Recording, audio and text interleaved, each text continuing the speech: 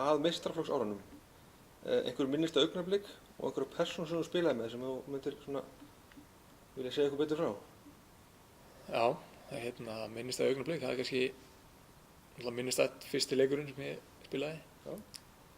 Kom inn á fyrir Þorbjörn Atla Sveinsson. Og sáttu við það ekki? Hann var gríðarlega ósáttur við þá skiptingu. Tók ekki vel í það og það var leikur sem við spiluðum á Stjörnuvelli. Já.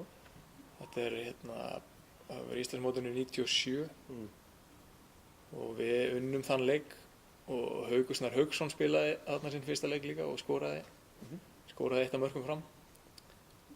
Og já, það er minnistætt. Svo náttúrulega þessi bikarúrslitaleikir sem maður hefur tekið þátt í og ekki tekið þátt í, eru minnistæðir líka. Já, þú segir eitthvað nánar á þeim? Ég veit það ekki sko, ég veit ekki hvort að drepa alveg stemninguna en við erum tapað þeim 3 bikarúrslitaleikjum sem ég hef komið nálægt, þannig að það er kannski svona sorgarsaga frekar. Já, og það er kannski að veipa okkur bara jákvæðri hluti. Já, ekki. Þú spila náttúrulega með byrjar þarna á móti Stjörnunni og æfðir fyrir kannski og spilar jafnvel með einhverjum af þekktustu leikmönnum fram, allan af þessu gullkynslóð. Hverjum náður að spila með þeim? Svona af þessum sem voru í gullaldarliði fram, þá náði ég að spila nokkru leiki með Nonna Sveins og Pétur Arthúrs og Baldri Bjarnasinni líka, hann kom síðar með comeback. Já.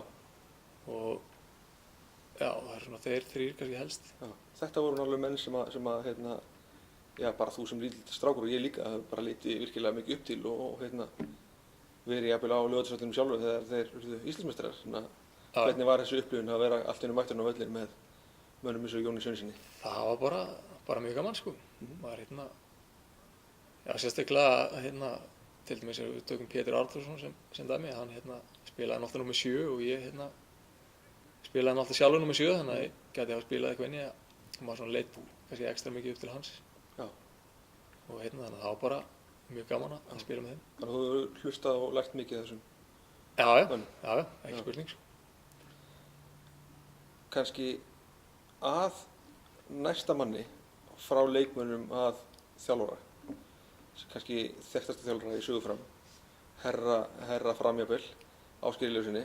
Þú slóst metið hans, eða þess að áttir núna fleiri leiki heldur en hann fyrir fram. Geturðu sagt okkur svona frá því hvernig persóna hann var og kannski, já, svona örlítið hann, þetta sögu jafnvel? Já,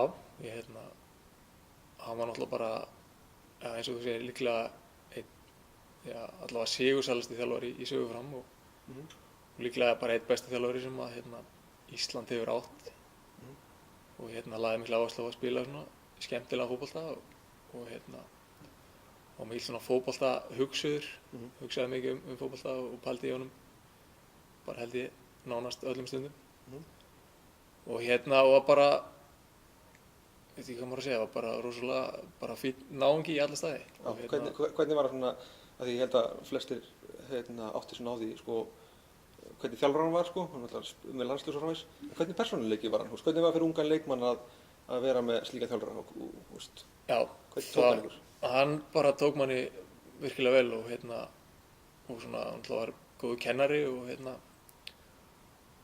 já, bara tók svona unga menn svolítið að sér og reyndi að kenna þeim og ausa úr viskubrunni sínum og var náttúrulega bara, já, hvers manns svona hugljúfi myndi ég segja sko.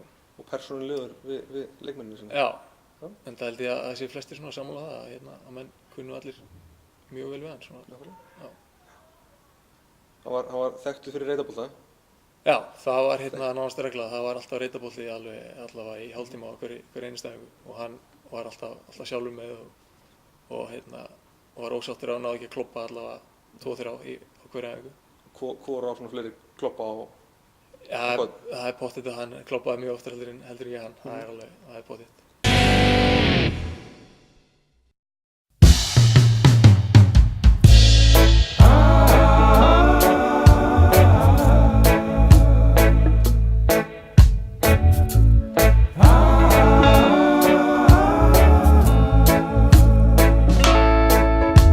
Það ekkert vinstri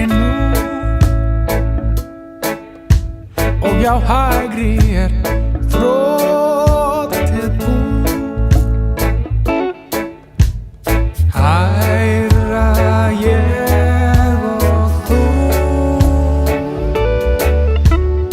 hæra ég og þú.